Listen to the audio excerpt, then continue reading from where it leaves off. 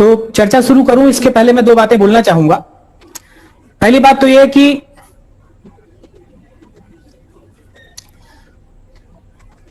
अपने ग्रुप में जितने भी लोग जुड़े हैं वो कई वर्गों में होंगे। कुछ विद्यार्थी ऐसे होंगे जिनकी प्रारंभिक परीक्षा या प्री की तैयारी पूरी हो चुकी होगी, क्योंकि वैसे भी पहले भी अप्रैल में होनी थी, फिर बाद में बढ़ के जून में हुई थी और अब जो है जुलाई में गई है। तो कुछ ऐसे होंगे जिनकी तैयारी पूरी हो चुकी होगी, रिवीजन वर्ग रह गया होगा उनको करना, है ना। दूसरा वर्ग कैसा है, कुछ वर्ग ऐसे होंगे जिनका जो है कुछ विद्यार्थी जिनकी अभी आधी अधूरी तैयारी हुई होगी, काफी कुछ बचा होगा पढ़ना, उनको लग रहा होगा काफी कुछ बचा है। और तीसरे विद्यार्थी वो हो सकते हैं जिन्हें ये कहना चाहिए कि उनको अभयदान मिला हुआ है कि 1.5 महीने तो बढ़ गई परीक्षा, तो चलिए उतने समय में हम ये कर लेते हैं। तो अब मैं जो प्लान बताऊंगा आपको या जो भी बुक्स के नाम बताऊंगा वो तीनों ही वर्ग के विद्यार्थियों के लिए अलग अलग एप्लीकेबल होगा, क्योंकि बेस सभी का अलग अलग होगा। एक तरीका ये हुआ। दूसरा, ऐसे भी विद्यार्थी हैं कुछ जो हैं, जैसा मैंने देखा बायोडेटा में, कुछ जो है वो साइंस बैकग्राउंड से हैं, तो साइंस टेक जो है और विज्ञान जो है जल्दी कवर कर लेंगे। कुछ जो है वो आर्ट्स बैकग्राउंड के हैं, कुछ BCom background, MCom BCom background के हैं, कुछ जो है एलएलबी एलएलएम भी देखा तो क्वालिटी वाला पोर्शन जल्दी कवर करेंगे। तो हर वर्ग जो है एजुकेशनल क्वालिफिकेशन वाले विद्यार्थी हैं, तो सबका जो है अपना अपना एक स्ट्रांग पॉइंट होता है और एक वीक पॉइंट होता है। तो जो मैं प्लान बताऊंगा, मैं इसलिए सारी चीजें शुरू में चर्चा कर रहा हूं कि जो भी मैं प्लान बताऊंगा मैं एक कॉमन प्लान बताऊंगा, क्योंकि जब अपन प्लान बनाते हैं, सबसे पहले किसी भी चीज को शुरू करते हैं तो सबसे पहले बनाते हैं प्लान। तो जब भी प्लान बनाते हैं तो हमें अपने रिसोर्सेस, हमारे पास क्या रिसोर्सेस, क्या संसाधन है, संसाधन का मतलब यहां मेरा कोर्स मटेरियल से है, आपके पास बुक्स की अवेलेबिलिटी कितनी है, कौन सी बुक्स है, और आपके पास टाइम कितना है। जैसे अभी हमें पता है कि 1.5 महीने बाद एग्जाम है, हो सकता है एग्जाम 4 महीने बाद होता, या हो सकता है कि अभी 20 जून को ही होने वाली बात आ जाती। तो जब भी हम अपना प्लान करें, अपने रिसोर्सेस, कोर्स मटेरियल और साथ में टाइम कितना है उसके बेस पे करना है।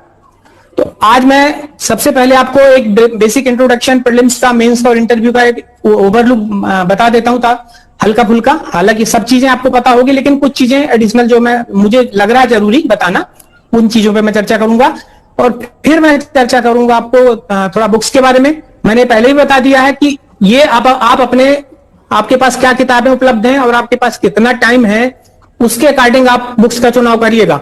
मैं दोनों प्रकार की बुक्स बताऊंगा, जो स्टैंडर्ड बुक्स हैं, जिन्होंने पहले काफी कुछ पढ़ के रखा होगा वो उनको फॉलो करें, और जो विद्यार्थी ऐसे हैं जिनको अभी 1.5 महीने में ही कंप्लीट करना है, उनके लिए अपन ऐसी बुक्स भी चर्चा करेंगे जिन्हें सिर्फ 1.5 महीने में पढ़ के की जा सके कोशिश। तो हर प्रकार की चर्चा मैं करूंगा। आप सभी से अनुरोध है कि आप अपने टाइम, आपका प्रीवियस किस लेवल की तैयारी है और आपके पास बुक्स की अवेलेबिलिटी कैसी है, उसके अकॉर्डिंग आप मेरी बातों को ग्रहण कर लीजिएगा। एक और बात, लगभग 10-15 मिनट बाद जो भी मैं टॉपिक कवर करूंगा, सब जब जनरल प्रोजेक्ट शुरू करूंगा उस पर पढ़ाऊंगा। तो एक सामान्य चर्चा के बाद मैं जो है आपसे आपके क्वेश्चंस के लिए जो है टाइम मैं दूंगा कि यार चलिए साहब मेरी चर्चा हो गई, अब आपके पास जो भी प्रश्न है अगले 5 मिनट में आप पता पूछ लें। तो अभी जब मैं बोल रहा हूं आप प्लीज ध्यान से सुने। जैसे मैं आपको बोलूंगा कि आप जिसके मन में जो कोई डाउट हो तब आप प्रश्न कर सकते हैं।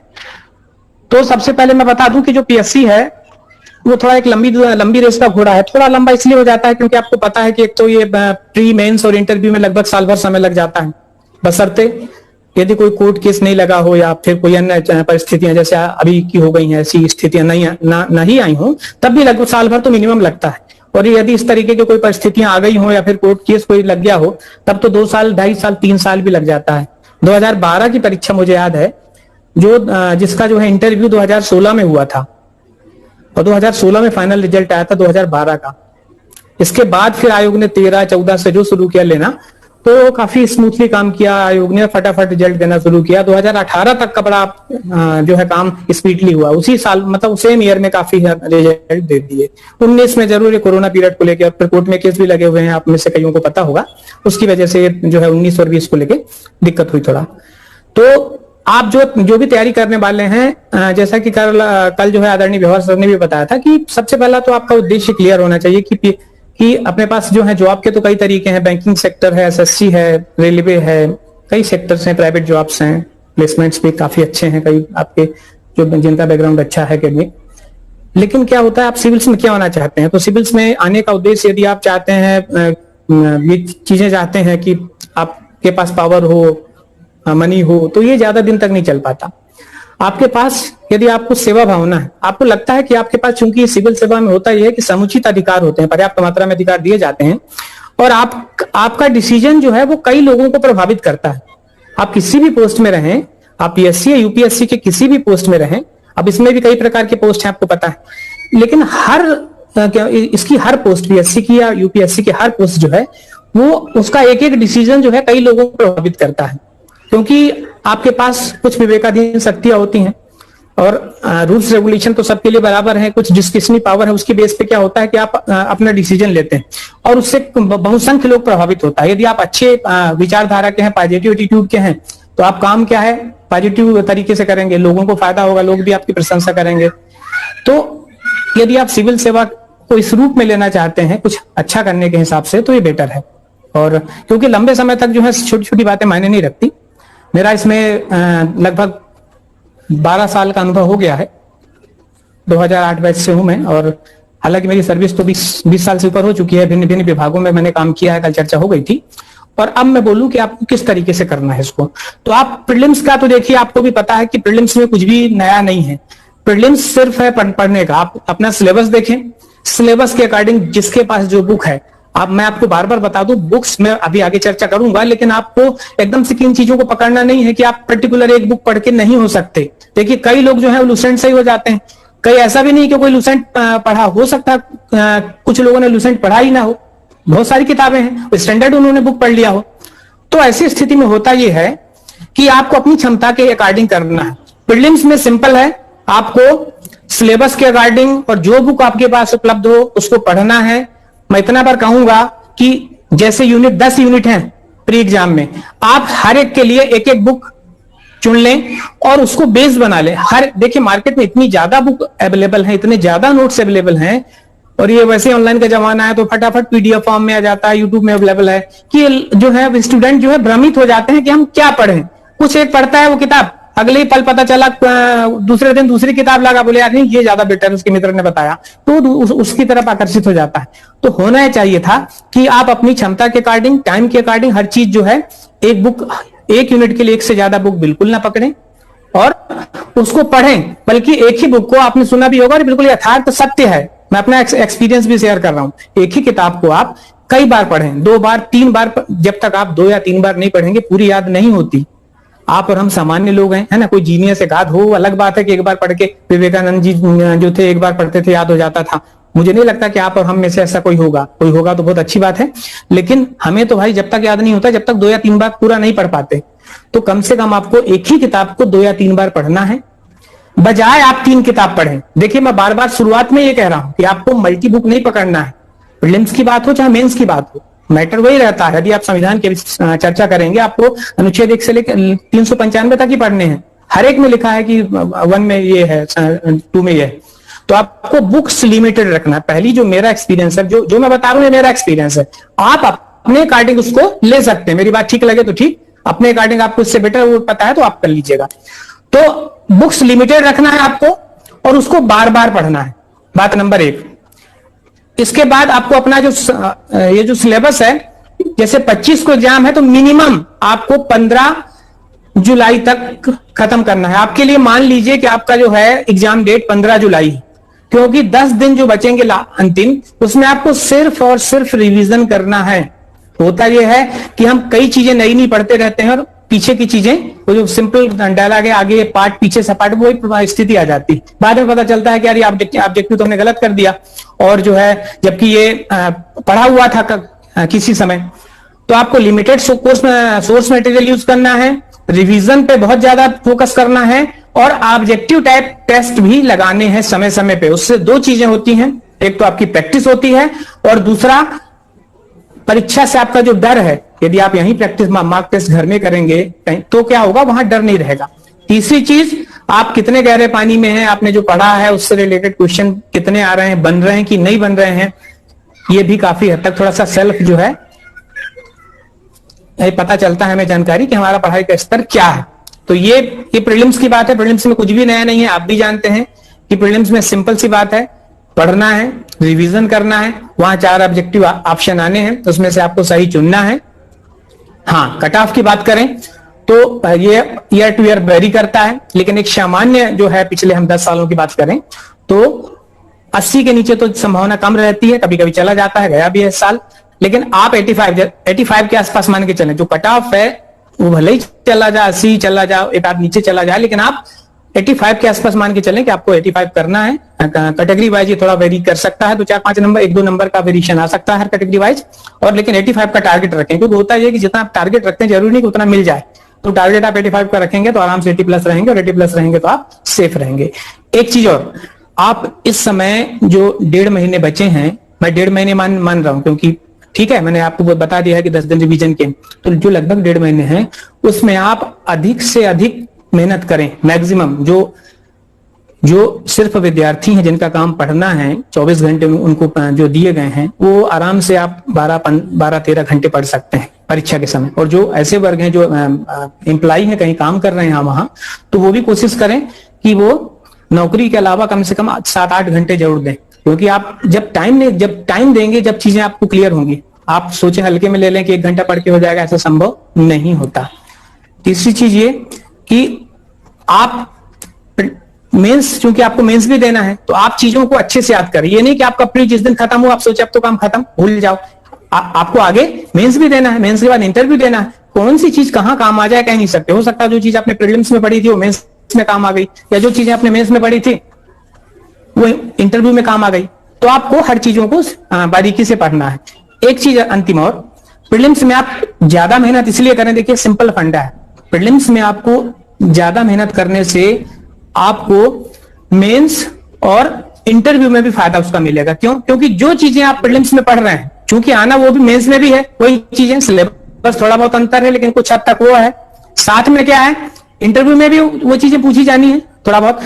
तो आपको यदि अभी मेहनत कर लेंगे तो आपको डबल 3 गुना फायदा होगा। प्रीलिम्स में भी वही काम चीजें काम आएंगी, मेंस में भी काम आएंगी, इंटरव्यू में भी काम आएंगी। लेकिन यदि आप अभी नहीं पढ़ पाएंगे तो फिर पता चला वो चीजें आप मेंस में पढ़ रहे हैं, तब आपको लगेगा कि यार उस समय पढ़ लिया होता तो प्रीलिम्स में भी हो जाता। अंतिम बात, आप प्रीलिम्स में, मैं बार बार इसलिए फोकस कर रहा हूं बार बार ज्यादा मेहनत करने के लिए, क्योंकि प्रीलिम्स भले ही स्क्रीनिंग टेस्ट है, इससे आपको कोई पोस्ट नहीं मिलने वाली ना कोई फायदा, लेकिन इसलिए भी सबसे ज्यादा इंपॉर्टेंट है क्योंकि यदि प्रीलिम्स में नहीं होता तो फिर आगे की चीजें वैसी रह जाती हैं। फिर आपका मेंस और इंटरव्यू का काम खत्म हो जाता, कुछ बात ही नहीं रह जाती, फिर सीधे अगली विज्ञापन का इंतजार हो जाता है। तो इसलिए प्रीलिम्स को सीरियसली लेना है। और एक बात और, वो ये कि यदि आपने प्रीलिम्स दिया 25 जुलाई को, जब होगा पता चला आपके 78 नंबर हुए, आपने जोड़ा कि आप मेरे 78 सही। अब जो ऐसे लड़के हैं और जो 78 हैं, 77 हैं, उनको ये जब तक प्रीलिम्स का रिजल्ट नहीं आ जाता तब तक ये भ्रम बना रहता है कि यार होगा कि नहीं, कट ऑफ कितना जाएगा। तो कई कोचिंग में जो है या जो जानकार व्यक्ति हैं उनसे पूछते रहते हैं कि सर क्या कट ऑफ मेरा कितना जाएगा, मेरा तो इतना है। तो ये इस चक्कर में क्या होता है कि मेंस की तैयारी आगे नहीं हो पाती। क्लियर हो रहा आपको? तो ऐसी स्थिति हम आने क्यों दें? हम जो है 85 के ऊपर स्कोर करें, ताकि हमें पेपर देने के बाद जैसे हम एग्जाम हॉल से निकले हमें पता रहे स्वयं को कि यार कितना भी कट ऑफ जाए हमें मेंस देना है। उसका परिणाम ये होता है कि प्रीलिम्स के बाद आप 1 आध दिन रेस्ट ले लें और तुरंत मेंस की तैयारी शुरू कर देते हैं। तो आपको इसलिए इस पे ज्यादा मेहनत करनी है। अब हम मेंस की बात करें तो मेंस की मैं ज्यादा बात नहीं करूंगा, क्योंकि हमें अभी सारा फोकस इसमें जो अभी हमारी पढ़ने का रहेगा वो प्रीलिम्स में रहेगा। लेकिन मेंस की हल्की फुल्की 1 आध चीजें बता दूं मैं कि मेंस में आपका तरीका बदल जाता है। मेंस में अभी तो आप ऐसा है कि कोई भी किताब पढ़ लें, नोट्स बनाए हो तो अच्छा है, नहीं बनाए हो तो भी कोई बात नहीं। आपने कुछ पॉइंट्स जो हैं जो भूलने वाले हैं उनको लिख लिया होगा, उनको लिख लेना चाहिए। और यदि नोट्स नहीं भी बना पाए हैं तो आप किसी भी किताब से पढ़ के आप प्रीलिम्स क्वालिफाई कर सकते हैं आराम से। मेंस में थोड़ा रणनीति अलग होती है, उसमें सिलेबस के अकॉर्डिंग आपको पूरा पढ़ना होता है, और जब तक आप राइटिंग प्रैक्टिस नहीं करेंगे तब तक बिल्कुल भी आपका स्कोर अच्छा नहीं आएगा। उसमें राइटिंग प्रैक्टिस की बहुत ज्यादा जरूरत पड़ती है। साथ ही शार्ट नोट्स, यदि आपने शार्ट नोट्स नहीं बनाए हैं तो एग्जाम हॉल में आपको दिक्कत हो सकती है, क्योंकि अब जो है लघु उत्तरी, अति लघु उत्तरी और दीर्घ उत्तरी सब आने हैं वहां, और टाइम भी बिल्कुल लिमिटेड है। हालांकि इस बार 2020 में अब थोड़ा सा जो है शब्द सीमा कम की है, थोड़ा आप लोगों को रिलैक्स है। इसके पहले 19 तक तो बहुत ज्यादा शब्द सीमा थी। तो अब मेंस का रणनीति अलग है, उसके लिए आपको राइटिंग प्रैक्टिस जब तक नहीं करेंगे, कुछ लोग ऐसे होते हैं आपने देखा होगा जो प्रीलिम्स हर बार पास हो जाते हैं, मेंस में रह जाते हैं। कुछ लोग क्या होता है, प्रीलिम्स पास हो गए तो मेंस में निकलना ही निकलना है उनको, क्यों? क्योंकि उनकी राइटिंग स्किल अच्छी है। तो आपसे तो सबसे अनुरोध मेरा यह है कि आप तो ऐसा बनिए कि आपको प्रीलिम्स में भी मास्टर बन जाइए, कोई इश्यू ना आए, मेंस में भी कोई दिक्कत ना जाए, और जब इंटरव्यू की बारी आती है तो यदि आपकी व्यक्तित्व सरल है, स्पष्ट है, आप कोई, आपके व्यक्तित्व में यदि कोई छद्म नहीं है, है ना, आपको आप जो सोच रहे हैं वही बोल रहे हैं, होता है ना, जनरली पता चला दिमाग में कुछ चल रहा है, अपन बोल कुछ रहे हैं तो गलत हो जाएगा। वो आपके दिमाग में जो चल रहा है यदि वही बोले आप अपने आप को बिल्कुल सहज रखें, जो वास्तविकता है उसको फॉलो करें, और सामान्य चीजों की बिल्कुल करंट पे जो है समझ रखें, तो आपका इंटरव्यू बहुत बढ़िया होता है। इंटरव्यू एक सामान्य चर्चा है, वहां जो 4-5 लोग होते हैं, बोर्ड एक अध्यक्ष हो गया, मेंबर हो गए, वो आपको सामान्य, वो आपके व्यक्तित्व, क्योंकि उन्होंने आपके ज्ञान का परीक्षण प्री और मेंस में कर लिया। अब वहां क्या देखते हैं कि इनमें जो है, इनमें कार्य करने की क्षमता कैसी है, ये प्रेशर में आके कितना प्रेशर झेल सकते हैं, या इनमें जो है इनकी कम्युनिकेशन स्किल कैसी है, अपनी बातों को किस तरीके से रख सकते हैं। आप ठीक है बहुत कुछ जानते हैं, सपोज मैं बहुत कुछ जानता हूं, लेकिन जरूरी नहीं कि मैं अपनी बात अच्छे से रख भी सकूं, मैं ये जरूरी नहीं कि मैं जो चीज मैं जानता हूं आप सबको समझा सकूं। तो ये सब कम्युनिकेशन स्किल होती है। तो यदि आपकी सारी चीजें ठीक है तो इंटरव्यू में आपको कतई किसी प्रकार की परेशानी नहीं जाती। तो ये हुआ। और आपका जो अप्रोच रहेगा पढ़ने का, वो प्रीलिम्स मेंस इंटरव्यू वो बिल्कुल होलिस्टिक व्यू में रहेगा, है ना। प्रीलिम्स, ये जायज सी बात है कि प्रीलिम्स क्योंकि जल्दी है तो आप फोकस तो प्रीलिम्स पे रहेगा, लेकिन ऐसा नहीं है कि आप प्रीलिम्स के अलावा आप मेंस का थोड़ा यदि कहीं देख रहे हैं तो आपका टाइम बर्बाद हो रहा है, ऐसा महसूस ना करें, ठीक है। ये जो है होलिस्टिक अप्रोच रखिए। और अब जो है एक चीज और बता दूं मैं, इसके पदों के बारे में आपको जानकारी होनी चाहिए। आप विज्ञापन में देख लीजिएगा सारा कुछ, क्योंकि जिस परीक्षा की तैयारी करते हैं थोड़ा एक मन लगा रहता है क्या पद होते हैं, क्योंकि कई लोग जो हैं, इसका टॉप पद जो है डिप्टी कलेक्टर है, सभी हर पीएससी की तैयारी करने वाला चाहता है कि डिप्टी कलेक्टर बने, लेकिन ये डिपेंड करता है कि आपके नंबर कितने हैं और आपकी प्राथमिकता क्रम क्या है। इसके बाद फिर बहुत सारे पद हैं, आप डिस्ट्रिक्ट लेवल के जितने पद हैं, तहसील लेवल के पद हैं आपके पास, और तो वो आपकी चॉइस पे डिपेंड करता है किसको क्या लेना है। अब बात आती है, हम तैयारी शुरू करें उसके पहले मैं आपको 5 मिनट का मौका दे रहा हूं। कोई आपके पास प्रश्न हो तो बताएं, अन्यथा फिर हम आज की तैयारी कॉन्स्टिट्यूशन पे पढ़ना शुरू करेंगे। सर, ये जो प्री का सिलेबस है यूनिट्स में डिवाइड है, तो इसमें हर यूनिट से इक्वल क्वेश्चन आएंगे? ये एक सामान्य चीजें हैं कि इक्वल आना चाहिए, लेकिन जरूरी नहीं होता कि इक्वल पूछें, ये जरूरी नहीं है। थोड़ा बहुत वेरिएशन हो जाता है, किसी से पता चला 8 पूछ लिया, किसी से 12 भी आ गए। सर थोड़ा सा बुक्स के बारे में बता दीजिए। किसके बारे में? एमपीपीएससी की बुक्स प्रीलिम्स के लिए क्या क्या प्रिपेयर करे करके। अच्छा, बुक्स के बारे में जानना चाहते हैं आप? सर बुक्स के बारे में। हाँ, चलिए पहले सारे क्वेश्चन पूछ लीजिए जिनको जिनको पूछना है, फिर मैं उनको मिलाते हुए एक सारी चीजें बता दूंगा एक साथ। और क्या प्रश्न है? सर करंट अफेयर के लिए थोड़ा सा कुछ बता दीजिएगा, क्योंकि अब 2-3 साल हो गए हैं। ओके, और अगला प्रश्न? सर मेरा एक क्वेश्चन है। हाँ, एक बोले। हाँ सर मेरा एक क्वेश्चन है, जो एमपीपीएससी के आयोग के जो वर्तमान अध्यक्ष है वो कार्यवाही अध्यक्ष है, तो जब हम उसमें लिखते हैं कि टोटल ये कौन से नंबर के अध्यक्ष है, तो कार्यकारी जो अध्यक्ष है उनका नंबर काउंट होता है कि नहीं? मतलब हम 18 लिखेंगे या 17 लिखेंगे? नहीं, आता है, कार्यकारी काउंट होता है, आता है, तो हम 18 लिखेंगे ना उसमें? जी ठीक है। मेरा क्वेश्चन है कि ये जो स्कोरिंग होती है पीएससी के दोनों पेपर की, तो वो कौन कौन से स्कोर, सेकंड पेपर के स्कोर भी काउंट होते हैं? ये थोड़ा कंफ्यूजन होता है कई बार। ठीक है, बिल्कुल। अब मैं एक एक प्रश्न सुनते जा रहा हूँ ताकि एक साथ में सबका उत्तर दे दूंगा, है ना। आगे बताएं। और बस यही स्कोरिंग का पूछना है कि दोनों पेपर। ठीक है, मैं बताता हूँ। और किसी के मन में कोई प्रश्न?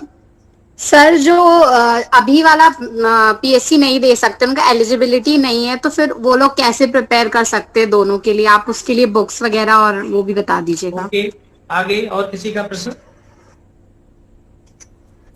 हेलो। हाँ हेलो। हाँ सर, जो अभी नया सिलेबस ऐड हुआ है ना, उसके लिए बुक्स बता दीजिएगा सर। ठीक है सर, मैं ये पूछ रहा था टेस्ट कितने दिन के अंतराल पे देना है अपने को? ठीक है, ओके विक्रम, आगे बताएं दूसरे। सर करंट अफेयर जो 11 अप्रैल की क्या वो इम्पोर्टेंट होगा सर? हाँ हाँ, करंट अफेयर्स को 11 तक रहेगा, क्या रहेगा, ओके, ये भी मैं समझ गया। अभी मैं क्या आपके क्वेश्चन लेते जा रहा हूँ, फिर मैं एक साथ उत्तर देता हूँ। अगला कोई प्रश्न? सर जो नया कॉन्स्टिट्यूशन अभी चेंज हुए हैं, तो उसकी आप क्या पॉइंट हमको बता सकते हैं, मतलब नोट डाउन कर लेंगे हम, वो बता दीजिएगा क्या चेंजेस हुए हैं। थोड़ा सा कंफ्यूजन हो रहा है, पेपर में उतना पर्टिकुलर समझ नहीं आ रहा है, तो आप शॉर्ट पॉइंट्स बता दीजिए। अमेंडमेंट की बात कर रहे हैं आप, संविधान संशोधनों की? यस सर, जो अभी जो चेंजेस हुए हैं कुछ वो चाहिए था, पुराने हैं हमारे पास, वो थोड़ा अच्छे से आप शॉर्ट में बता दीजिए। ओके, ठीक है, ठीक है, आपका प्रश्न जो है मैं समझ गया आपका बात को। आगे कोई और या शुरू करो? क्वेश्चन था सर, न्यू सिलेबस में एक यूनिट 7 है, उसमें बहुत कंफ्यूजन हो रहा है, उसको कैसे क्या पढ़ना चाहिए? यूनिट 7, ठीक है, विज्ञान पर्यावरण, अभी चर्चा करता हूँ मैं। Okay sir. और कोई सर जो ये प्रश्न? न्यू सिलेबस आया है उसमें से जो क्वेश्चंस किस टाइप के बनेंगे? एक बार और बोलें जोर से। सर जो न्यू सिलेबस आया है उसमें जो न्यू वाले जो सिलेबस आया है उसमें से जो नया क्वेश्चन जुड़ा है उससे क्वेश्चन किस टाइप के बनेंगे सर? ठीक है, आपका कहना तो मुझे लग रहा है जो यूनिट 10 है उसकी बात कर रहे हैं आप, राष्ट्रीय प्रादेशिक संवैधानिक सामाजिक जुड़ा हुआ है ये सब। ठीक है, ठीक है, हो गया। तो अब मैं उत्तर देना बताना शुरू करूं? चलिए, अच्छा चलिए, हाँ सर मैं कुछ पूछना चाहती हूँ। हाँ बताइए। हेलो। हाँ हाँ बताइए। हेलो। हाँ आवाज आ रही है आपकी, बताइए। हाँ आवाज आ रही है आपकी, बताइए। जी गुड इवनिंग सर। सर मैं पूछना चाह रही थी कि ये जो इसमें करंट अफेयर्स आता है, जैसे अगर 25 जुलाई हम मान रहे हैं एग्जामिनेशन डेट, तो प्रीवियस कितने मंथ का इसमें करंट अफेयर्स इंक्लूड होगा? ठीक है, ये क्वेश्चन पूछ लिया है, मैं अभी आपको यदि हम करंट अफेयर्स की जैसे मंथली बुकलेट होती है। जी जी जी, ओके सर, ओके। मैं आपसे एक जानना चाहता हूँ, अभी जो मैं बोल रहा हूँ ये मैं सिंपल वे पे बोल रहा हूँ, इसके बाद मैं माइक लगा के भी बोल रहा था पहले, तो आवाज आपको अभी ठीक आ रही है? जो अभी मैं बता रहा था तब ठीक आ रही थी? सर एक क्वेश्चन था। हाँ सर इस बार साइंस एंड टेक का क्या वेटेज रहेगा? थोड़ा सा मेंस का बताइए, थोड़ा प्री में बताइएगा। हाँ देखिए, आज सारा चीजें मैं कोशिश करूंगा कि प्री ओरिएंटेड है, प्री पे फोकस करें, है ना? ठीक है, क्योंकि अपन दोनों मर्ज करेंगे मेंस और वो चीजें तो गड़बड़ा जाएंगी, तो आज मैं प्री पे सारी चीजें बताता हूँ आपको, ठीक है? अभी मेरी आवाज आ रही है कि वो मैं कॉलर माइक लगा के बोल रहा था, उसी से बोलूं? सर माइक लगा के बोलिए। पहले ज्यादा तैयार रही थी। जी जी, पहले सही आ रही थी। उसमें होता यह है कि जब मैं माइक लगा लेता हूँ तो आप लोगों की आवाज बंद हो जाती है, इसलिए मैंने अभी निकाल दिया था उसको, ठीक है? तो ठीक है, अब सुनिए आप, और इसके बाद में फिर आपको मौका दूंगा। तो अभी जो आपके क्वेश्चंस रहे उन पे सब में फोकस करता हूँ, बताता हूँ आपको जो क्वेश्चंस मुझे समझ में आए। एक तो नया सिलेबस पे जो है बुक्स आप जानना चाह रहे हैं, और फिर जो है पर्टिकुलर करंट अफेयर्स की बात कर रहे हैं, कुछ और जो नए टॉपिक्स जुड़े हैं उनकी बात कर रहे हैं। तो एक एक पे हम चर्चा करते हैं। कि जो बुक्स की बात है वो मैं मैंने पहले करता है आपको कि आपने पहले कितना पढ़ा। अब मैं यदि बताने लगूं कि पॉलिटी के लिए बेस्ट बुक जो है, संविधान के लिए बेस्ट बुक एम लक्ष्मीकांत है, उसको आप पढ़ लेंगे तो प्रीलिम्स मेंस इंटरव्यू तक कोई दिक्कत नहीं जाएगी। बट इसका मतलब ये नहीं कि आप एम लक्ष्मीकांत अभी खरीदें और पढ़ने लगे, क्योंकि यदि उसकी प्रीलिम्स में सिर्फ एक यूनिट है और यदि आपने पहले उसको नहीं पढ़ा है तो फिर ये बिल्कुल उचित नहीं होगा इस समय कि हम लक्ष्मीकांत पढ़ें। तो मैं आपको जो बल्कि किताबें हैं, जो जिन्होंने हो सकता है किसी ने पढ़ा हो तो उसके लिए अच्छा रहेगा कि चलो बढ़िया किताबें पढ़ लेते हैं। तो मैं आपको छोटी किताबें जो कम समय में कंप्लीट की जा सकती हैं, और जो स्टैंडर्ड किताबें जिनको पढ़ना चाहिए। एक होता है कि क्या पढ़ना चाहिए और एक होता है कि आपने कितना पढ़ा, क्योंकि अब हमारे पास समय 1.5 महीने का है। ये तो हो नहीं सकता कि हम सारी स्टैंडर्ड किताबें पढ़ लें पूरी की पूरी। तो मैं आपको हर प्रकार की किताब बता देता हूँ टॉपिक वाइज, और आपको क्या करना है, अपना विवेक लगाते हुए उसमें बेस्ट चुन लेना है। अब उसमें विवेक का प्रयोग जब करेंगे आप, तो आप ये देखेंगे कि आपके पास जो आपका प्रीवियस जो है नॉलेज कितना है, आपने कौन कौन सी किताबें पढ़ा है। हो सकता है आपने 9 टॉपिक पूरे कंप्लीट कर लिए हो, तो आप 10वें टॉपिक के लिए एक बड़ी किताब भी पढ़ सकते हैं। लेकिन पता चला आपने 2 ही टॉपिक कंप्लीट किए हैं, तब आपको मैं छोटी किताब पढ़ने की सलाह दूंगा। तो सबसे पहले मैं उन लोगों को बताऊं जो नए हैं और जिन्होंने अभी तैयारी नहीं किया है, तो उनके लिए तो यह है कि रामबाण है वो लुसेंट पढ़ लें। उससे क्या होगा कि जो मेजर सब्जेक्ट है वो कवर हो जाता है। एक किताब बता दी हमने लुसेंट। दूसरी किताब जो अनिवार्य है मध्य प्रदेश के लिए, आपको पता है कि 4 यूनिट, देखिए कौन कौन सी यूनिट मध्य प्रदेश से समर्पित है। पहली आपकी इतिहास, मध्य प्रदेश का इतिहास संस्कृति। तीसरी यूनिट मध्य प्रदेश का भूगोल, ठीक है। फिर ये जो है राज्य की संवैधानिक व्यवस्था और राज्य की अर्थव्यवस्था, ये पूरी तरह से मध्य प्रदेश पे है। तो मध्य प्रदेश पे चूंकि ज्यादा फोकस किया है, करंट अफेयर्स भी मध्य प्रदेश पे काफी पूछा जाएगा, तो मध्य प्रदेश आप जरूर पढ़ें ज्यादा। मध्य प्रदेश के लिए आप, अब जैसे मैं उन विद्यार्थियों की बात कर रहा हूं जिनके पास समय कम है, अभी लुसेंट या पुड़ेकर की किताब, वो लुसेंट बोल रहा हूं, पुड़ेकर या महावीर की किताब ले लें, ठीक है। तो जो कम समय वाले हैं, लुसेंट आपको जनरल सब्जेक्ट के लिए, महावीर और पुड़ेकर कोई एक किताब लें, दोनों बिल्कुल ना लें। वो मध्य प्रदेश के लिए किसी भी पुड़ेकर या महावीर या कोई अन्य प्रकाशन की किताब मध्य प्रदेश के करंट अफेयर्स के लिए भी ले लें। साथ में आप जो ये जो चीजें जो बात चल रही थी करंट अफेयर्स की, उसके लिए तो सबके लिए बराबर है। जिन्होंने पहले पढ़ा ठीक है, नहीं पढ़ा तो एक वर्ष की ले लें। अभी जो बिल्कुल कम समय में करना चाह रहे हैं तो वो स्पीडी ले लें, स्पीडी से सारे फैक्ट रिवाइज होंगे। तो 4 चीज हमने बताया जो जिनकी तैयारी बिल्कुल नहीं है, और ये भी 1.5 महीने में कितना मैक्सिमम हो सकता है उस हिसाब से। लुसेंट हो गया, मध्य प्रदेश के लिए हो गया, आपका करंट अफेयर्स के लिए स्पीडी हो गया, और साइंस टेक की कोई भी एक किताब जो छोटी मोटी मिल जाए, साइंस टेक हो जाए, और आयोग कहीं से भी आपको, चाहे यूट्यूब से आप सुने चाहे कोई नोट से पढ़ें, इतना पर्याप्त है। अब हम स्टैंडर्ड बुक की बात करें कि एक्चुअल में क्या होना चाहिए। जिसके पास, जिन्होंने पढ़ के रखा है, टाइम है, तो उनको इन चीजों के लिए क्या प्रेफर करना चाहिए। तो उसको यदि हम यूनिट वाइज देखें तो सबसे पहला आपका आता है मध्य प्रदेश। तो मध्य प्रदेश यदि आप डिटेल पढ़ना चाहते हैं तो 2-3 किताबें मुझे ठीक लगी। एक तो उपकार प्रकाशन की है, काफी पुरानी किताब है ये, मतलब लगभग 10-15 साल से निकली हुई है, उपकार प्रकाशन की। राइटर, हालांकि उपकार प्रकाशन इस समय ज्यादा नहीं चल रहा, लेकिन उससे कंफ्यूज मत होइए। राइटर इसके शादाब अहमद सिद्दीकी हैं, इस समय वो डिस्ट्रिक्ट के वो एक्साइज ऑफिसर हैं उज्जैन में, और उनकी ये किताब पढ़ के ना जाने कितने लोग डिप्टी कलेक्टर बने। मध्य प्रदेश पे विस्तृत रूप से आने वाली ये पहली किताब थी। आज की डेट में तो फिर ढेरों किताब मध्य प्रदेश पे आ चुकी हैं, लेकिन जो मध्य प्रदेश पे एक जमाना था जब सिर्फ शादाब अहमद सिद्दीकी की उपकार प्रकाशन की मध्य प्रदेश विस्तृत अध्ययन मिलता था, तो उसमें अभी भी सारी चीजों को बहुत बेटर तरीके से एलबोरेट किया गया है। और वो किताब यदि आप पढ़ लेते हैं तो प्रीलिम्स मेंस इंटरव्यू में मध्य प्रदेश का सारा टोटा खत्म। दूसरी किताब यदि आपको अच्छी ना लगे तो टाटा मैग्रा हिल प्रकाश, उसकी है, राइटर है जितेंद्र, सरनेम याद नहीं आ रहा, जितेंद्र भदौरिया। टाटा मैग्रा हिल की किताब है जितेंद्र भदौरिया। तो ये किताब मध्य प्रदेश विस्तृत अध्ययन है। ये दोनों यदि आप दो में से एक पढ़े, आप दोनों नहीं पढ़ना, या तो टाटा मैग्रा हिल जितेंद्र भदौरिया की, या तो उपकार प्रकाशन शादाब अहमद सिद्दीकी की, मध्य प्रदेश विस्तृत अध्ययन, ठीक है। और यदि आपके पास कम समय है तो पुड़ेकर या महावीर को फॉलो करें। यह हो गया मध्य प्रदेश के लिए। अब बात आती है इतिहास की। तो इतिहास के लिए या तो कोई आप इतिहास की वो 11-12 की एनसीईआरटी देखें, या तो फिर आप क्या करें, यूनिक से देख लें कम समय है तो, या फिर स्पेक्ट्रम देख लें।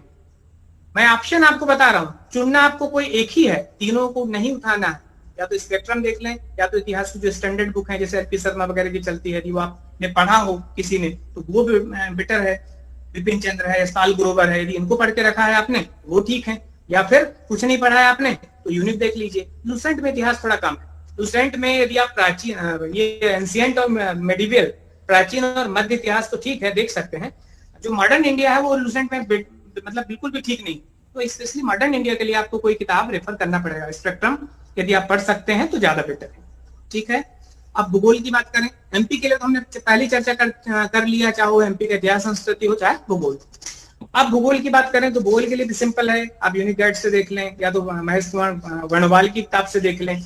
किताबों को लेकर बहुत ज्यादा वो मत सूची बनी है, जिसके पास जो किताब बेटर लगे वो पढ़ लें। फिर पॉलिटी की बात करें तो पॉलिटी के लिए एम लक्ष्मीकांत बेस्ट है। लेकिन यदि आपने डी बसु पढ़ा है, यदि आपने सुभाष कश्यप पढ़ा है, यदि आपने JN पांडे पढ़ा है तो ये भी ठीक है। ऐसा नहीं कि यदि आपने इनको पढ़ा है तो बेकार, ठीक है। तो एम लक्ष्मीकांत के अलावा डी बसु, सुभाष कश्यप, JN पांडे, या फिर आपने यूनिक के नोट्स, यूनिक गाइड के नोट्स पढ़े हो, या महेश कुमार वर्णवाल की जो आई है संविधान, वो भी बेटर है। तो इनमें से कोई एक आप पढ़ें। फिर बात आती है विज्ञान पर्यावरण। तो विज्ञान पर्यावरण की जो लुसेंट है उसमें फिजिक्स, केमिस्ट्री, जो बायो है वो जनरल चीजें दी हुई हैं, लेकिन जो टॉपिक 7 की चर्चा कर रहे थे आप लोग, उसमें इसमें सिलेबस काफी हद तक चेंज है, इसमें आपको लुसेंट से काम बनने वाला नहीं है, ठीक है। लुसेंट से जो विज्ञान के मौलिक सिद्धांत हैं वो पहला टॉपिक उतना भर कवर हो पाएगा बस, और जो दूसरा थोड़ा बहुत देख लो, भारत के वैज्ञानिक संस्थान उपलब्धियां हैं, सैटेलाइट, अंतरिक्ष प्रौद्योगिकी, ये भी लुसेंट में दी हुई है। लेकिन आपको ये जो पर्यावरण है, बायोडाइवर्सिटी है, इकोलॉजी वाला पोर्शन है, पोषण आहार, पोषक तत्व है, बाकी जो टॉपिक्स हैं नए नए हैं, जो आपको फूड प्रोसेसिंग है, खाद्य प्रसंस्करण है, पॉल्यूशन है, प्राकृतिक आपदाएं है, प्रबंधन है, स्वास्थ्य नीति है, स्वास्थ्य कार्यक्रम है, इनके लिए आपको या तो परीक्षा मंथन पढ़ लीजिए आप, परीक्षा मंथन ठीक है इसके लिए, या कोई अन्य किताब आपके नजर में हो वो भी पढ़ सकते हैं आप, क्योंकि अभी इस समय किताबों की भरमार है, नए सिलेबस के अकॉर्डिंग भी काफी किताबें निकल रही हैं। परीक्षा मंथन ठीक है विज्ञान पर्यावरण के लिए। दृष्टि की किसी के पास हो, दृष्टि IAS वाली, वो भी ठीक है, या अन्य, मैं बार बार इसलिए बता रहा हूँ कि जरूरी नहीं है, यदि आपके पास कोई पहले से दूसरी हो जिसका नाम मैं नहीं ले रहा हूं तो वो भी आप पढ़ सकते हैं, आपको नई किताबों के पीछे भागने की आवश्यकता नहीं है। तो ये विज्ञान पर्यावरण है, लेकिन आप इसमें लुसेंट के भरोसे भर ना रहें, अलग से इस टॉपिक उसमें आपको करना पड़ेगा जो मंथन पर्याप्त है। सूचना प्रौद्योगिकी की भी यही बात है, ये तो लुसेंट में है ही नहीं है, सूचना संचार प्रौद्योगिकी, इसके लिए आप नेट से इंटरनेट से पढ़ सकते हैं, चाहे वीडियोस देख के कर सकते हैं, या फिर परीक्षा मंथन की किताब है उसको भी आप प्रेफर कर सकते हैं सूचना संचार प्रौद्योगिकी के लिए। अब 10वें टॉपिक पे बात करें, राष्ट्रीय और प्रादेशिक जो है संवैधानिक और सांविधिक जो कॉन्स्टिट्यूशनल और स्टैट्यूटरी जो ऑर्गेनाइजेशन ये है संस्थाएं हैं, इनके लिए हम लक्ष्मीकांत यदि आप पढ़ते हैं तो सारी चीजें उसमें मिल जाएंगी, ठीक है। लेकिन यदि आप लुसेंट से पॉलिटी कर रहे हैं तब इसके लिए आपको अलग से डिटेल में जाना पड़ेगा, इसके लिए भी यही चीजें हैं। आप किसी भी प्रकाशन की किताब जो क्वालिटी है जिसमें सारी चीजें दी हुई हैं वो कर सकते हैं। प्रीलिम्स में आप अपना दिमाग बिल्कुल आंख कान जो है खुले रखिए, आपको जहां से मैटर अवेलेबल हो रहा है उसको बेटर तरीके से आप अपना पढ़ लीजिए। कोई वीडियो यदि आप देख रहे हैं यूट्यूब में, काफी लोग जो है ऑनलाइन चीजें प्रेफर करते हैं, तो आप ये जरूर है कि आप उसको नोट कर लीजिए, क्योंकि यदि आप वीडियो खाली सोचेंगे कि हमने देख लिया और याद हो गया तो वो गलत बात है। याद तो हो जाता है लेकिन वो परीक्षा तक याद रहे जरूरी नहीं है, 3-4 दिन के बाद वो भूलने लगते हैं। तो आप उसके की पॉइंट्स जो हैं, वो जो भी वीडियो देखें आप उसके की पॉइंट्स जरूर नोट कर लें आप, क्योंकि बार बार वीडियो देखने का समय नहीं मिलेगा। अब टॉपिक नंबर 8 की बात करें, अंतर्राष्ट्रीय और राष्ट्रीय समसामयिक घटनाएं, इसको लेके काफी हद तक आप लोग परेशान हैं, और होते हैं, सभी लोग परेशान होते हैं जो भी प्रीलिम्स दे रहे हैं। तो होता यह है कि आयोग का पेपर तो निकल चुका होगा, तैयारी करके रखा उसने, लेकिन जरूरी नहीं है कि पेपर निकला भी हो, जरूरी नहीं है कि वही पेपर ले पुराना जो निकला है, जरूरी ये भी नहीं कि नया पेपर बने। तो ये सब कयास है। होना ये चाहिए कि हमें जनरली पिछले 1 साल की घटनाएं जो हैं उसका बहुत अच्छा जानकारी होनी चाहिए। इसके लिए आप कोई भी वार्षिकांक, चाहे अरिहंत की हो, चाहे प्रतियोगिता दर्पण की हो, चाहे कोई अन्य हो, या फिर कुछ नहीं हो तो स्पीडी तो है ही है, फिर जिसमें बड़े कम शब्दों में और पूरी घटनाओं को बड़े विस्तृत रूप में जो है वो कवर किया जाता है, विस्तृत बोल रहा हूँ, 60 में संक्षिप्त रूप में कवर किया जाता है। तो इनमें से कोई वार्षिकांक या स्पीडी, उससे आप पढ़ें। साल भर की, पिछले 1 साल की घटनाओं को बहुत ज्यादा जो है फोकस करें, लेकिन पीएससी में कई बार जो पिछली और भी घटनाएं पता चला 1.5 साल 2 साल पुरानी भी पूछ लेता है। तो जब आप 1 साल के पहले की घटनाएं पढ़ेंगे, उनको आप बड़ी बड़ी घटनाएं जो बहुत ज्यादा हाईलाइट वाली चीजें हैं उनको देखेंगे, लेकिन अभी पिछले 1 साल की आप इस तरीके से घटते क्रम में आइए। तो 1 साल के पहले की घटनाएं उनको आप बहुत ज्यादा जो इंपॉर्टेंट है, बहुत है ना, बड़ा बड़ा पॉइंट जो रहता है वो देख लें, फिर आप थोड़ा सीरियसली होते जाएं, और अभी धीरे धीरे करके आप पिछले 5-6 महीने की घटनाओं को बहुत ज्यादा फोकस करते जाएं। वर्तमान घटनाएं कब तक पढ़ना है, कब तक की घटनाएं, तो ये मान लीजिए यदि नया पेपर निकालते हैं, जरूरी भी नहीं कि पुराना पेपर निकला हो, या हो सकता है निकलेगा ही नया पेपर, मान के ही चले, तो आपको 25 जो है जुलाई का पेपर है, तो आपको कम से कम 10 जुलाई तक की घटनाएं देखनी है। ये हुआ मेरे अकॉर्डिंग करंट अफेयर्स पे आपको ध्यान देना चाहिए। उसमें देखिए लिखा क्या है इसमें। अब करंट अफेयर्स भी किस तरीके से पढ़ना, थोड़ा सा मैं बता दूं आपको। कई जो किताबें जो आती हैं उसमें खाली पीएससी के हिसाब से किताब नहीं आती, वो तो ऐसा निकाल देता है कि उसमें एसएससी वाला पढ़ ले, रेलवे, बैंक सब पढ़ लें, ठीक है, वनडे वाले पढ़ लें।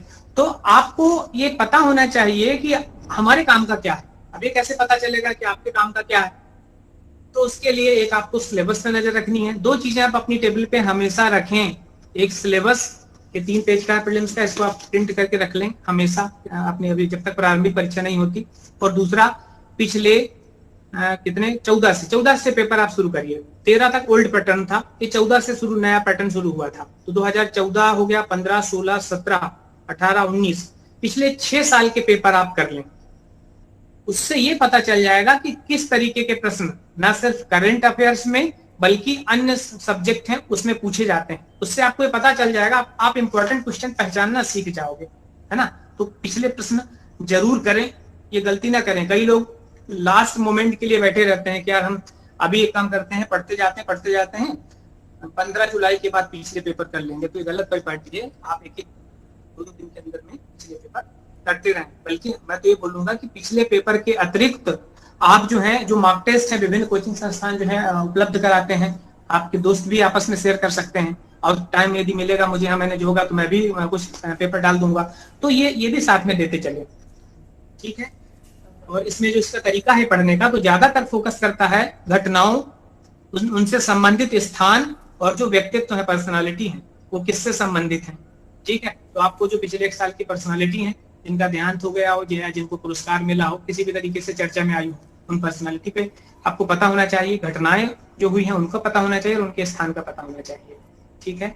और फिर बाकी जो सामान्य चीजें हैं, खेल संस्थाएं, खेल प्रतियोगिताएं, पुरस्कार, ये तो कॉमन है ही है, ये तो लिखा ही हुआ है। तो ये इसकी बात हुई।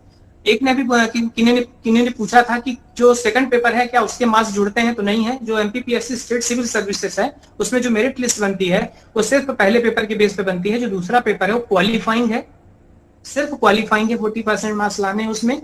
और चूंकि सिविल सर्विसेज स्टेट वाली और फॉरेस्ट सर्विस, जिसमें रेंजर और एसीएफ एसडीओ फॉरेस्ट जिसको बोलते हैं, उसकी ज्वाइंट परीक्षा होती है, तो उनके लिए जो रेंजर या एसीएफ एसडीओ फॉरेस्ट भी दे रहे हैं साथ में, उनके लिए जो मेरिट लिस्ट बनेगी वो दोनों पेपर मिला के बनती है कंप्लीट, पहला पेपर और रीजनिंग वाला दूसरा पेपर। लेकिन जो अब हमारी स्टेट सिविल सर्विसेज है जिसको ज्यादा लोग देते हैं, उसमें सिर्फ पहले पेपर के बेस में मेरिट बनती है, दूसरा पेपर क्वालिफाइंग है। और वो क्योंकि उसमें मैथ्स के और इंग्लिश के और जो है हिंदी के और जो अनसिन पैसेज हैं, अपतित गद्यांश, काफी प्रश्न आ जाते हैं, तो आप बिना किसी अतिरिक्त तैयारी के जो है आप आराम से क्वालिफाई कर जाते हैं। लेकिन जो पिछले 6 साल के पेपर हैं, सभी लोग एक आध बार 2-4 पेपर लगा के देख लें, उससे पता चल जाएगा कि क्या आप आसानी से क्वालिफाई हो जाएंगे। तो फिर उस पर बिल्कुल ध्यान न दें। लेकिन यदि लग रहा है आपको कि क्वालिफाई करने में दिक्कत हो सकती है, तो थोड़ा बहुत उसका भी पढ़ लें। और जो फॉरेस्ट वाले हैं साथ में, जो फॉरेस्ट एसीएफ रेंजर भी दे रहे हैं, वो उनको दोनों ही पेपर में बराबर की मेहनत करनी पड़ेगी, तभी वो उनका फाइनल सिलेक्शन हो पाएगा। तो ये हुई इससे संबंधित चीजें। अब मैं पॉलिटी पढ़ाऊं, इसके समय भी 15 मिनट है। इसके पहले मैं एक बार और ओपन सेशन करता हूं, आपके मन में कोई प्रश्न हो तो बताओ। सर ये मध्य प्रदेश का इतिहास है ना, वो एक टॉपिक बहुत परेशान कर रहा है, क्योंकि बुक्स अवेलेबल नहीं है सर मध्य प्रदेश के इतिहास की। हाँ सर, मध्य प्रदेश के इतिहास के लिए बताया ना मैंने आपको, जो मैंने किताब बताया सादाब सिद्दीकी की उपकार की और टाटा मैकराही की जितेंद्र भदौरिया, इसमें पर्याप्त मात्रा में मध्य प्रदेश का इतिहास लिखा है। सर उतना नहीं है, नहीं होंगे सर उतना नहीं है। मेरे पास टीएमएस रखी पड़ी है, उतना नहीं है सर, क्योंकि ये फर्स्ट पेपर है ना, उसमें 4th और 5th यूनिट भी है। हाँ, वो रियासतों के बारे में काफी डिटेल नहीं दिया है सर। टीएमएस से, यदि टीएमएस से आपको कंसल्ट लग रहा है कि और कुछ कमी रह गई है, तो उस पर्टिकुलर टॉपिक के अलावा जो उसमें पर्याप्त मात्रा में दी है वो ठीक है, उसके अलावा नेट सर्च करना पड़ेगा फिर आपको। सर वो मिल नहीं रहा है ना सर। ये जो न्यू पेपर आएगा, जो न्यू पेपर बनेगा, वो ओल्ड पैटर्न के अलावा नया पैटर्न में रहेगा, तो उसके लिए मेंस के जो ओल्ड पेपर थे और जो अपना 2020 का जो प्री का मेंस होगा, उसमें डिफरेंस रहेगा, तो इस बारे में पूछना था। मेंस की बात कर रहे हैं आप? मेंस के पेपर में क्या पैटर्न? हाँ सर, न्यू सिलेबस के हिसाब से ओल्ड सिलेबस अलग है, तो अभी का नए सिलेबस के हिसाब से ओल्ड जो पेपर है उसमें उसको देख के पढ़ना पड़ेगा, क्या नए पढ़ना पड़ेगा, पूछ रहा था। देखिए आपका जो है आवाज प्रॉपर नहीं आ रही, लेकिन जहां तक मैं समझ रहा हूँ, आप पूछ रहे हैं कि नया सिलेबस के अकॉर्डिंग मेंस में आएगा, तो सिलेबस अब नए के अकॉर्डिंग आएगा, पुराना भूल जाओ आप। जो नोटिफिकेशन जब विज्ञापन जारी होता है, जो सिलेबस दिया हुआ है उसके अकॉर्डिंग ही पेपर होता है। सर और और आप में से जो कई बोल, हाँ इंडियन पॉलिटी जो है सर अरिहंत की बुक में किया हुआ है, अच्छा पूरा डीपली, तो अरिहंत से भी स्टडी कर सकते हैं सर इसकी, तो अरिहंत की जो बुक है। आपकी भी आवाज साफ नहीं आ रही है। अरिहंत की कोई बुक का बता रहे हैं आप, फिर से बताएं। जी जी, अरिहंत की बुक में भी सर इंडियन पॉलिटी के बारे में काफी डिटेल दी हुई है, डीपली स्टडी कर सकते हैं क्या इसमें भी, मतलब अच्छा दिया है एमपी के बारे में। कर सकते हैं, मैं बताया ना, बुक्स को लेके आप भ्रमित बिल्कुल मत होइए। मैंने वो ये बुक्स जितने नाम लिए हैं वो उन लोगों के लिए लिए हैं जिनके पास ना हो। यदि आपके पास पहले से कोई किताब है, आप बिल्कुल नए के चक्कर में ना रहें। जी ठीक है, थैंक यू। ठीक है, कंटिन्यू। और जो कॉन्स्टिट्यूशनल अमेंडमेंट की बात कर रहे थे तो वो मैं बताऊंगा आज जो है, एक आध प्रश्न किसी का हो तो बताएं, नहीं तो आप 15 मिनट शुरू तो कर लें कम से कम क्लास। सर स्टार्ट कीजिए, सर स्टार्ट कर दीजिए पढ़ाना। Thank you. ठीक है, एक बात मैं और बता दूं आपको कि सप्ताह में 3 दिन रहेगी मेरी क्लास, सोमवार मंगलवार बुधवार, मंडे ट्यूसडे वेडनेसडे। और क्योंकि